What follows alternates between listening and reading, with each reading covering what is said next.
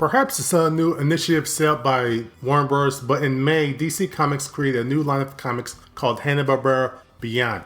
It's an alternate take, non-reboot, not a reboot, of older properties. The titles are Scooby Apocalypse. The Scooby Gang are in the middle of a story that is one part zombie and one part monster outbreak. Basically, imagine if all the monsters they've ever gone up against were real. Wacky Raceland. Remember the old Wacky Racers cartoon with Dirk Dastardly and Penelope Pitstop? Now imagine going on a cross-country race during the apocalypse to save the world, or something. Wait, didn't something like this happen in JoJo's Bizarre Adventure? Well, I doubt Wacky Raceland will have the racers searching for the remains of Jesus Christ in order to prevent the President of the United States from taking over the world. Of course! The Flintstones. An updated take on the property with an occasional flash forwards to the present day. Future Quest. In this title, the cast from Johnny Quest will seemingly meet every single other Hanna-Barbera character in existence. Can Captain Caveman, Grape Ape, Jabberjaw, and Snagglepuss be far behind? So, how are they? Well, the tone for all the titles is darker than you might expect. In some ways, maybe too dark. The ones I enjoyed the least were Scooby Apocalypse and Wacky Raceland. Let's go with Scooby first. Well, I can appreciate the idea of having a dark deconstruction of the property. The creators on the book missed the boat on one of the most important qualities of the franchise. The likability of the cast. No one is likable. Let's look at them.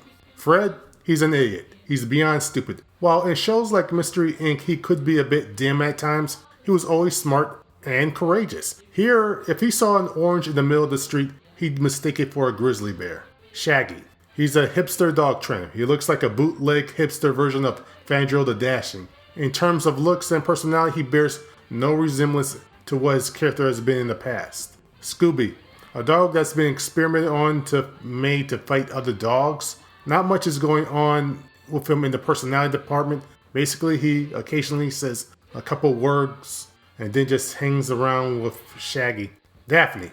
Positive? Well, she's a strong take charge character. Negative? She's also mean-spirited, unlikable, and doesn't have very many redeemable characteristics to her. Velma?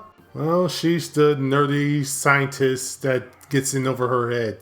I'm sure the idea was to go against the character type and try something new, but here's the thing. If you don't want to write the characters with the personalities they had before, then maybe tweaking them up a bit.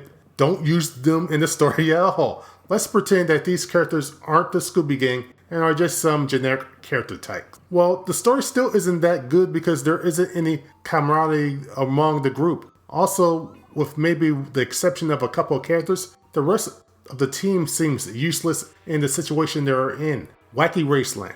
Its story and tone is even darker and more depressing than Scooby Apocalypse. None of the charm from the earlier shows here as well. What's worse is the fact that all of the characters start to blend into each other. Everyone's trying to out badass each other. And as with Scooby Apocalypse, there's very little joy here. On the positive sides, there is some very creative and cool looking vehicle designs, and they do fit the world that the characters inhabit. The splash page on page 6 that has everyone in their cars is great, but it also is the only time in the first issue you'll be able to see each one of the characters' names. The first issue isn't new reader friendly. If you don't know anything about this property, then you'll be lost and not know why you should care about what's going on. The entire plot of the series was explained by the omnipotent narrator on the splash page. It would have been nice if the said characters in the book would have commented on the plot before the narrator did, but I guess the creators of this book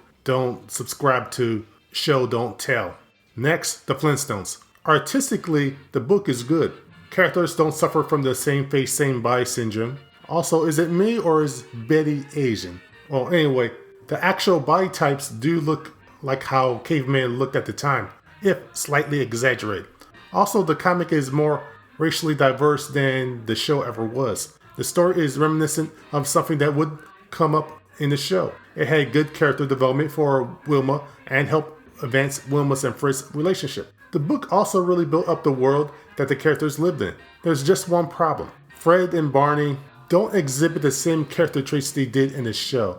In the show, Fred is a boisterous loudmouth that really wants the best for his family and friends. Fred just comes off mostly as a blank slate so far in this book. Next, Future Quest. As with Wacky Raceland and Scooby Apocalypse, there is dark moments in this story, mostly in the first few pages. But after that, we get a really fun Johnny Quest adventure. A villain is opening up portals into other realities trying to conquer, well, everything. The Johnny Quest gang will have to bounce around in different realities and get help from heroes in said realities like Space Ghost and the Herculoids in order to save the entire multiverse. Of all the titles, this is the best one of the bunch because 1. It's new reader friendly. Anyone can pick this up and get the gist of the characters and the stories and then just roll with it. 2. It's nice to look at.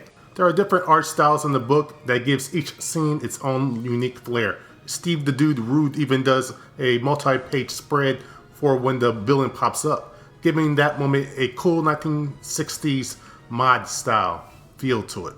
3. It's fun, it's nostalgic, and it, well, has everything. This is an all-ages book that hits the mark for every age group very smoothly. Kids will like the adventuring, fun characters, and universe hopping. Adults will enjoy that as well as the interactions with the main cast has with the other Hanna Barbera properties. The hook for Future Quest isn't a new concept, it's been done before. Just like the other Hanna Barbera Beyond titles, the main difference here is it seems the writer is actually enjoying himself and exploiting all the possibilities in front of him. As an aside, I do kinda want to see what would happen if all 4 of these titles crossed over. Just have Jeff Parker write it though. If I had to grade these titles, I'd say Scooby Apocalypse gets a D. The art is okay, but the execution of the concept and the characters is terrible. Wacky Raceland also gets a D. At times, the art is a bit muddled and the characters start to blend into each other. That said, the concept is interesting. The Flintstones would get a C. The art is pleasing and the adult relationship dynamic between Fred and Wilma is good, as well as the focus on Wilma's character. It's just that none of the other of the main cast is interesting yet. Future Quest, I would give an A, best of the bunch. Thrilling, funny, a joy to read, and I really want to see this turned into either a TV show or a series of movies. 2D, not CG. Well, whether you agree or disagree, please comment and tell me how you feel about these titles.